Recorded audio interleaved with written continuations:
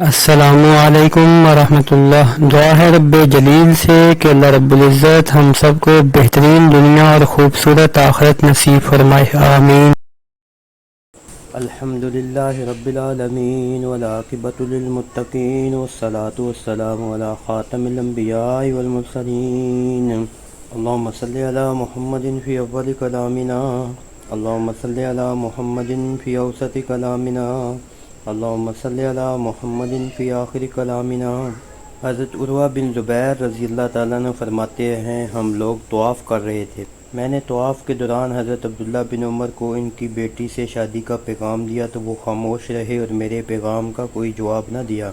میں نے کہا اگر یہ راضی ہوتے تو کوئی نہ کوئی جواب ضرور دیتے، اب اللہ کی قسم میں ان سے اس بارے میں کوئی بات نہیں کروں گا۔ اللہ کی شان وہ مجھ سے پہلے مدینہ واپس پہنچ گئے، میں بعد میں مدینہ آیا، چنانچہ میں حضور صلی اللہ علیہ وسلم کی مسجد میں داخل ہوا اور جا کر نبی پاک صلی اللہ علیہ وسلم کو سلام کیا اور آپ کی شان کے مطابق آپ صلی اللہ علیہ وسلم کا حق ادا کرنے کی کوشش کی۔ پھر حضرت ابن عمر کی خدمت میں حاضر ہوا تو انہوں نے خوش آمدید کہا اور فرمایا کب آئے ہو؟ میں نے کہا کہ ابھی پہنچا ہوں۔ ہم لوگ طواف کر رہے تھے اور اللہ کو اپنی آنکھوں کے سامنے ہونے کا دھیان جما رہے تھے، اس وقت تم نے مجھ سے میری بیٹی سودا بنت عبداللہ کا ذکر کیا تھا، حالانکہ تم مجھ سے اس بارے میں کسی اور جگہ بھی مل سکتے تھے۔ میں نے کہا ایسا ہونا مقدر تھا اس لیے ہو گیا۔ انہوں نے فرمایا اب تمہارا کیا خیال ہے؟ میں نے کہا اب تو پہلے سے بھی زیادہ تقاضا ہے۔ چنانچہ انہوں نے اپنے دونوں بیٹے حضرت سالم اور حضرت عبداللہ کو بلا کر میری شادی کر دی۔ ایک تاریخی شادی۔ ایک باپ جب اپنی بیٹی کو کسی کے حوالے کرتا ہے تو یہ اس کے لیے نازک ترین وقت ہوتا ہے۔ اس کا اندازہ شاید وہی لوگ کر سکتے ہیں جو خود اس تجربے سے گزرے ہوں۔ بڑے بڑے لوگوں کے قدم اس مقام پر آ کر پھسل جاتے ہیں۔ ان حالات میں بظاہر یہ ناممکن معلوم ہوتا ہے کہ ایک باپ اپنی لڑکی کے نکاح کے لیے امیر کبیر شہزادے کی بجائے ایک غریب طالب علم کو پسند کرے۔ موجودہ زمانے میں اس کا سوچا بھی نہیں جا سکتا، کیونکہ موجودہ زمانے میں تو سب سے پہلے پوچھے یہ جاتا ہے کہ لڑکا کماتا کیا ہے، کرتا کیا ہے۔ مگر تاریخ کا ایک ایسا دور بھی گزرا ہے کہ جب یہ ناممکن چیز بھی ممکن تھی اور بلکہ وقوع میں آتی تھی۔ حضرت سید بن مسیب ایک جلیل القدر تابعی گزرے ہیں۔ وہ حضرت عمر رضی اللہ تعالیٰ عنہ کی خلافت کے دوسرے سال مدینہ کے ایک صحابی کے گھر میں پیدا ہوئے۔ 75 برس کی عمر میں 49 ہجری میں انتقال فرمایا۔ حضرت سید بن مسیب رضی اللہ تعالیٰ عنہ کو بڑے بڑے صحابہ سے فیض حاصل کرنے کا موقع ملا ہے۔ مشہور حافظ حدیث حضرت ابو ہریرہ رضی اللہ تعالیٰ عنہ ان کے خسر ہیں، اس وجہ سے خصوصیت کے ساتھ ان سے استفادے کا موقع ملا۔ چنانچہ حضرت سید بن مسیب کی مرویات کا بڑا حصہ حضرت ابو ہریرہ کی احادیث پر مشتمل ہے۔ وہ اپنے وقت کے بہت بڑے بزرگ اور عالم تھے۔ حضرت میمون بن مہران کا بیان ہے کہ جب میں مدینہ گیا اور وہاں کے سب سے بڑے فقیہ کو پوچھا تو لوگوں نے مجھے حضرت سید بن مسیب کے گھر پہنچا دیا۔ ابن حبان کے الفاظ ہیں کہ وہ تمام اہل مدینہ کے سردار تھے۔ حضرت حسن بصری رحمۃ اللہ علیہ جیسے بزرگ کو بھی جب کسی مسئلے میں اشکال پیش آتا تو وہ ان کے پاس لکھ بھیجتے تھے۔ زہد تقویٰ کا یہ عالم تھا کہ حضرت عبداللہ بن عمر نے آپ کے بارے میں فرمایا اگر رسول اللہ صلی اللہ علیہ وسلم اس شخص کو دیکھتے تو بہت خوش ہوتے۔ نماز با جماعت کا اتنا اہتمام تھا کہ 40 سال تک ایک وقت کی نماز بھی با جماعت ناغہ نہیں ہوئی۔ مدینہ کی تاریخ میں حرہ کا واقعہ نہایت مشہور واقعہ ہے۔ یہ واقعہ یزید اور حضرت عبداللہ بن زبیر کے اختلاف کے زمانے میں پیش آیا۔ اہل مدینہ نے جب عبداللہ بن زبیر رضی اللہ تعالیٰ عنہ کی حمایت میں حضرت عبداللہ بن حنظلہ کو سردار بنا کر یزید کی بیعت توڑ دی، اس وقت یزید کی فوجیں 3 دن تک برابر مدینۃ الرسول میں قتل عام کرتی رہیں اور اس کو لوٹتی رہیں۔ اس پر اشوب زمانہ میں کوئی شخص گھر سے باہر قدم رکھنے کی ہمت نہ کرتا تھا، مسجدوں میں بالکل سناٹا رہتا تھا۔ ایسے نازک وقت میں بھی حضرت سید بن مسیب رحمۃ اللہ علیہ مسجد میں جا کر نماز پڑھتے تھے۔ لوگ انہیں دیکھ کر کہتے تھے کہ ذرا اس بوڑھے مجنون کو دیکھو کہ اس حالت میں بھی مسجد نہیں چھوڑتا۔ اموی حکومت کا بانی مروان بن حکم اپنے بعد علی ترتیب عبد الملک اور اس کے بھائی عبدالعزیز کو خلیفہ بنا گیا تھا۔ مروان کے بعد عبد الملک کی نیت میں فتور ہوا، اس نے عبدالعزیز کو ولی عہد سے خارج کر کے اپنے لڑکوں ولید اور سلیمان کو ولی عہد بنانا چاہا، لیکن پھر قبیہ بن زہیب کے سمجھانے سے رک گیا۔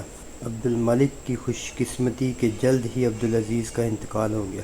اب عبد الملک کے لیے میدان صاف تھا۔ اس نے ولید اور سلیمان کو ولی عہد بنا کر ان کی بیعت کے لیے صوبیداروں کے نام فرمان جاری کر دیے۔ ہشام بن اسماعیل جو مدینہ کا والی تھا، اس نے اہل مدینہ سے بیعت کے لیے حضرت سید بن مسیب رحمۃ اللہ علیہ کو بلایا۔ انہوں نے جواب دیا، میں عبد الملک کی زندگی میں دوسری بیعت نہیں کر سکتا۔ یہ ایک بہت ہی سنگین معاملہ تھا، کیونکہ حضرت سید بن مسیب رحمۃ اللہ علیہ کی مخالفت کے معنی یہ تھے کہ مدینے سے ایک بھی ہاتھ بیعت کے لیے نہیں بڑھے گا۔ چنانچہ ہشام نے حضرت سید بن مسیب رحمۃ اللہ علیہ کو کوڑے سے پٹوایا اور ان کو سخت سزائیں دی۔ اس کے بعد ابو بکر بن عبد الرحمن کو اس سے گفتگو کے لیے بھیجا گیا۔ واپسی کے بعد ہشام سے پوچھا، کیا سید مارنے کے بعد بھی کچھ نرم پڑے ہیں؟ ابو بکر نے جواب دیا، تمہارے اس سلوک کے بعد خدا کی قسم وہ پہلے سے زیادہ سخت ہو گئے، اپنا ہاتھ روک لو۔ اب عبد الملک نے تدبیر سوچی، جو شخص کوڑوں کی مار سے راضی نہیں ہوا تھا، اس کو دنیا کی لالچ سے رام کرنے کا منصوبہ بنایا۔ حضرت سید بن مسیب کی ایک لڑکی جو صورت و سیرت میں بہت ممتاز تھی اور اس کے ساتھ اعلیٰ تعلیم یافتہ بھی تھی، اس نے سوچا کہ ولی عہد سے اس کا نکاح کر کے اس کو اپنی بہو بنا لے، اس طرح باپ خود نرم پڑ جائے گا۔ اس نے امیر مدینہ ہشام بن اسماعیل مخزومی جو حضرت سید بن مسیب رحمۃ اللہ علیہ کے عزیز بھی تھے کے ذمے حضرت سید بن مسیب کو راضی کرنے کا کام سپرد کیا۔ ہشام کو اپنی ناکامی کی پوری امید تھی، لیکن خلیفہ کے حکم کی تعمیل میں حضرت سید بن مسیب رحمۃ اللہ علیہ کی خدمت میں حاضر ہوئے، لیکن ادھر ادھر کی باتیں کرتے رہے۔ اس کے بعد کہا کہ جیسا کہ آپ کو علم ہے، عبد الملک بن مروان نے اپنے دونوں بیٹوں ولید اور سلیمان کے لیے عوام سے بیعت لینے کا ارادہ کیا ہے۔ بیعت لینے سے قبل امیر المومنین یہ بھی چاہتے ہیں کہ ولید کو آپ اپنی دامادی کا شرف بخشیں۔ یہ سنتے ہی حضرت سید بن مسیب کے چہرے کا رنگ غصے سے متغیر ہو گیا۔ انہوں نے کہا، مجھے ان دونوں میں سے کچھ بھی منظور نہیں۔ اس انکار کے نتیجے میں حضرت سید بن مسیب رحمۃ اللہ علیہ کو دوبارہ مختلف قسم کی سختیاں جھیلنی پڑیں اور طرح طرح سے ان پر دباؤ ڈالے گئے، مگر وہ اپنے انکار پر برابر قائم رہے اور دوسری طرف یہ سوچتے رہے کہ کوئی مناسب رشتہ سامنے آئے تو لڑکی کا عقد کر دیا جائے۔ اس کے بعد قریش کے ایک گمنام اور غریب آدمی ابو وداع کے ساتھ اس کی شادی کر دی۔ مشہور مورخ ابن خلقان نے خود ابو وداع کی زبانی یہ واقعہ نہایت تفصیل سے نقل کیا، جس کا ترجمہ حسب ذیل ہے۔ میں حضرت سید بن مسیب رحمۃ اللہ علیہ کے حلقہ میں پابندی سے بیٹھا کرتا تھا۔ ایک مرتبہ کچھ مدت کے لیے حاضر نہ ہو سکا۔ اس کے بعد جب کیا تو انہوں نے پوچھا، اتنے دنوں تم کہاں تھے؟ میں نے جواب دیا کہ میری بیوی کا انتقال ہو گیا تھا، اس کی وجہ سے حاضر نہ ہو سکا۔ انہوں نے کہا، پھر ہمیں کیوں نہ تم نے خبر کی کہ ہم بھی اس کی تجہیز و تکفین میں شریک ہوتے۔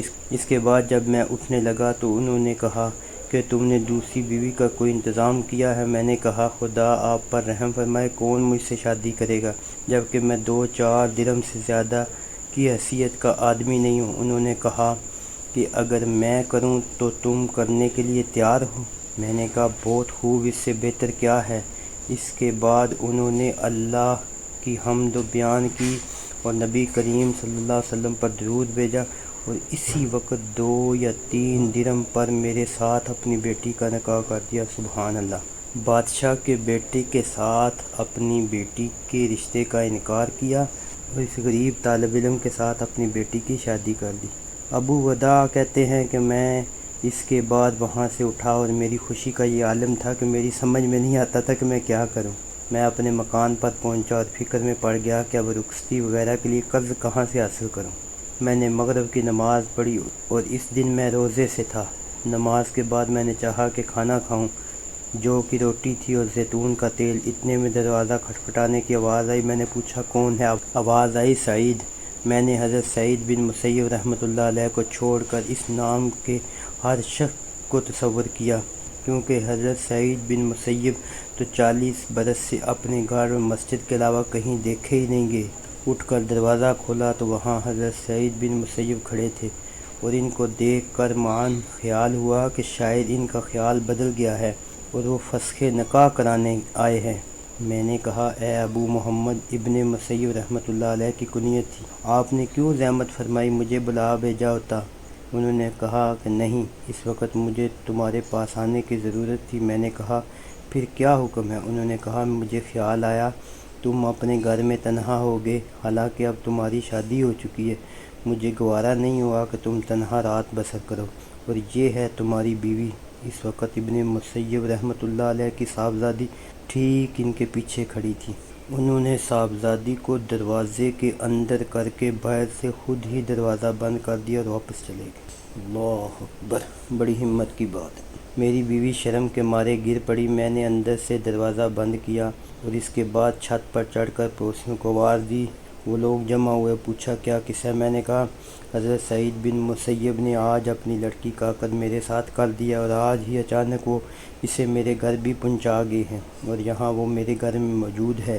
لوگوں نے آ کر اسے دیکھا اور میری ماں کو خبر ہوئی تو وہ بھی آ گئی۔ انہوں نے کہا اس کو چھونا تمہارے لیے حرام ہے جب تک میں حسب دستور 3 دن تک اسے بنا سوار نہ لوں۔ چنانچہ میں 3 دن تک رکا رہا۔ اس کے بعد اس کے پاس گیا، میں نے پایا کہ وہ ایک حسین و جمیل خاتون تھی، کتاب اللہ کی حافظ، سنت رسول کی عالمہ ہے، حقوق شوہری کو خوب پہچاننے والی ہے۔ حضرت ابو وداع بیان کرتے ہیں کہ اس کے بعد 1 ماہ تک میں گھر ہی پر رہ گیا۔ اس دوران حضرت سعید بن مسیب رحمۃ اللہ علیہ کا نہ کوئی حال معلوم ہوا، نہ ان سے ملاقات ہوئی۔ پھر 1 مہینے کے بعد میں ان کی صحبت میں حاضر ہوا۔ اس وقت وہاں مجلس قائم تھی۔ میں نے اسلام کیا، انہوں نے اسلام کا جواب دیا۔ اس کے بعد کوئی بات چیت نہ کی، یہاں تک کہ لوگ مسجد میں تھے سب چلے گئے۔ اس کے بعد جب میرے سوا کوئی وہاں نہ رہ گیا تو انہوں نے پوچھا تمہارے ساتھی کا کیا حال ہے؟ میں نے کہا بہترین حال ہے۔ ان رابک شیء فلا عصا، یعنی وہ کوئی ناپسندیدہ حرکت کرے تو اس کو مارو۔ پھر میں اپنے گھر لوٹ آیا اور یہ حضرت سعید بن مسیب کی لڑکی تھی جس کے لیے خلیفہ عبد الملک بن مروان نے اپنے لڑکے ولید کا پیغام دیا تھا۔ جب اس نے اس کو ولی عہد بنایا تھا تو حضرت سعید بن مسیب رحمۃ اللہ علیہ نے شہزادہ ولید سے رشتہ کرنے سے انکار کیا، جس کی وجہ سے عبد الملک اور حضرت سعید بن مسیب کے پیچھے پڑ گیا، یہاں تک کہ سخت سردی کے دن میں ان کو کوڑے سے پیٹا گیا اور ٹھنڈا پانی ڈالا گیا۔